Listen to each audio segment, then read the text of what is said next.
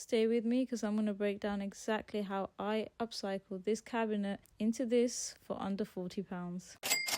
I found this on Facebook Market for free, and although it was dusty, it was in very good condition. So the first thing I did was went in and cleaned it. The best thing to use would have probably been sugar soap, but I didn't have any, so I just used some fairy liquid and water. The main thing is that you get rid of all the dust, dirt and any grease, because this will stop the paint from adhering. Make sure you squeeze out all the water. The point is not to soak the item, but just to really get in there and use the soap to clean it out as much as possible and really have a nice clean base to work with. Once you're done cleaning it with the soap, make sure you go in with an old rag or piece of cloth and dry it as much as you possibly can. After this, I left the cabinet alone for a couple of hours just to really let it dry. For the paint, I'm using Fen Chic in the colour Blackjack and this chalk paintbrush. Now, I already had the chalk paintbrush. I didn't actually have to purchase it, but just for the sake of being completely transparent, and for those of you who are new to upcycling, I wanted to make sure that I break down all the costs.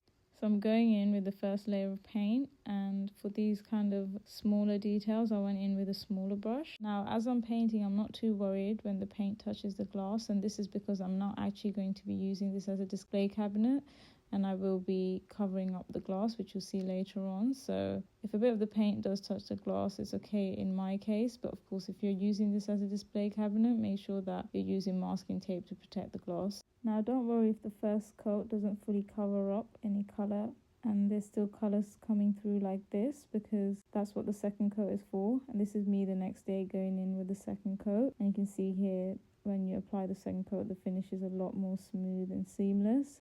The great thing about this chalk paint is that it's self-leveling, so as it dries it will level out and give a really good smooth finish, almost like you've spray painted it on. This is what I'll be using to cover up the glass. It's peel and stick adhesive wallpaper, which I found on Amazon. I took measurements of the triangles. Believe it or not, they were all different sizes. After I measured them out, I would cut them out and stick them on the glass. If the triangles were too big, I would use a blade to cut off any excess wallpaper.